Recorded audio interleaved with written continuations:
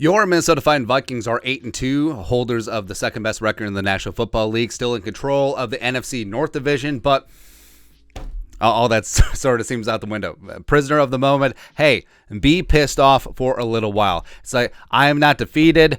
Just let me lay here and bleed a little bit, but I will rise and fight again, or whatever the Scottish proverb is. But the Vikings allegedly lost to the Dallas Cowboys. We're not even going to show the score. Whatever. Winners and losers from the game. So winners, the wake-up call. Just absolutely getting your ass kicked at home after a big-time emotional win against the Bills. And we said that this was the danger. It was the danger. And we'll get to that in losers. But the Vikings humbled. The Vikings got their teeth kicked in. The Vikings, this is the wake-up call that they need. It's like, hey, you can't just show up, roll the balls out, and win by a single score or come back in the fourth quarter. It ain't going to happen every single game. It's not. You got to bring it. And this team looked absolutely lethargic in the first half. They did. I don't know. Winner number 2, Andrew DiPaolo. He's the only one actually out there making special teams tackles. Ryan Wright, speaking of special teams, so 48.3 yard average on 7 punts, long of 58. First off, he should not be punting 7 times, but is what it is. Ryan Wright deserves not only Pro Bowl games, love, but also all pro votes. Danielle Hunter. So there are some players in that defense that just sort of put a stamp on it, mailed it in. 99 was not one of them. He continued to be a problem for that Cowboys defense, or offense. 4 tackles. He's the only one actually getting pressure on Dak.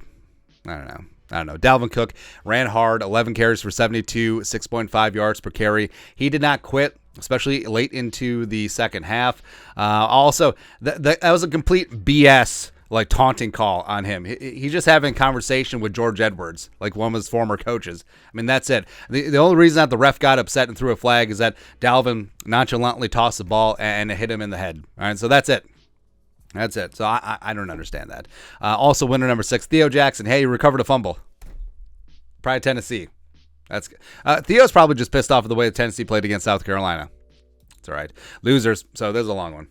Emotional hangover. And we warned about this all week, ever since the Buffalo Bills miracle comeback game. Hey, it's tough to play a game the week after a big-time emotional win, especially in overtime, especially if it was on the road and you had to travel, all that stuff. But, I mean, this team, it was basically like Minneapolis Miracle and then 38-7. It was basically that. And that's on Kevin O'Connell, number 2, where, I mean, that's the head coach's job. You have to understand the tenor and the temperature of your team. You have to understand when to get them high, when to get them low, when to do all those things. And Kevin O'Connell and his coaching staff did not have this team prepared at all. They didn't. It's like they didn't. It's like they didn't know that Micah Parsons was good at rushing the quarterback. They didn't know that Dak Prescott was good at mobility, and they didn't know that Tony Pollard and Zeke Elliott could run. That's it. That's it. All right, loser number 3, Ed Donatel. And well, we wrote run defense, but defense overall, it was just pathetic. I mean, the Cowboys, 458 yards of offense, 12 of 17 on third down, 37-24 time of possession. I mean, you're never going to win with it like this. And I understand that this team is predicated on turnovers and pressuring and sacking the quarterback. Well, you got 0 sacks on Dak Prescott today. I mean, Dak completed 22 of 25 passes. Extremely efficient, and you never even sniffed him. It's ridiculous. All right, so Ed Donatel sitting back in that safe shell, not taking chances, not doing anything, just like, hey, we'll just let you do whatever you want to do, march down the field. Oh, we have a good red zone defense. No, you don't. You do not. You absolutely do not. Pass protection, number 4. 7 sacks on Kirk Cousins, career high for him.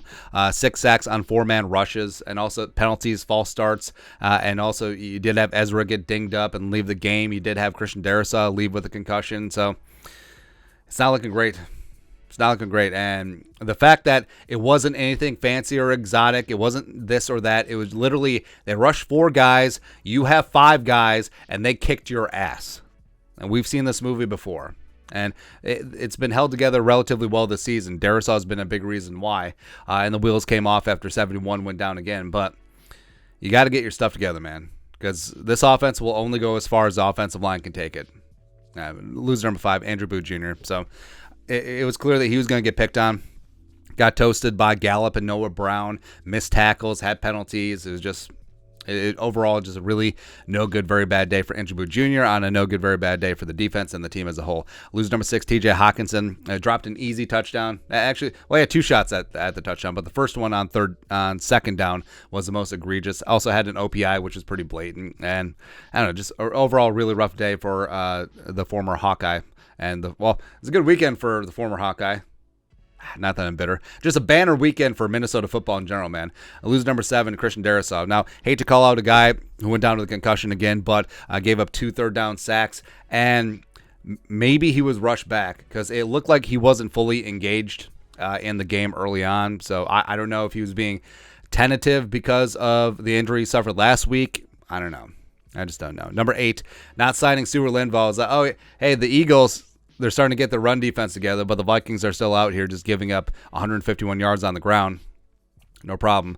Loser number 9, Jordan Hicks, Hicks, respect, has played overall pretty well this year, but missed a couple tackles at the goal line where Zeke scored. Also just completely got cooked by Tony Pollard in coverage. Now, he won't get dinged for the first one, but it was his man, a man-to-man coverage, and Pollard was wide open on that wheel route. And the second one, he wasn't even close. So, yeah.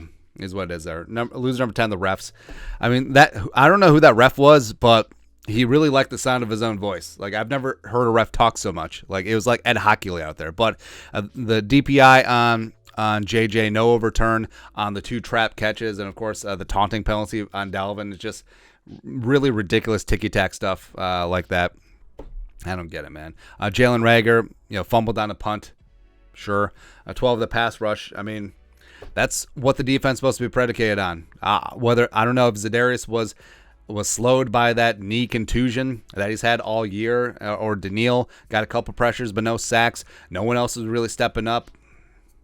It's just bad all the way around. And lastly, Tony Romo. So tell me you're an absolute homer without telling me you're a homer. It was like listening to the Cowboys radio broadcast. It was so pathetic for someone who's supposed to be on the vanguard of national announcers. Tony Romo, he was in the bag for the Cowboys, the start, the middle, and the end. It was just pathetic. Pathetic. Just ridiculous.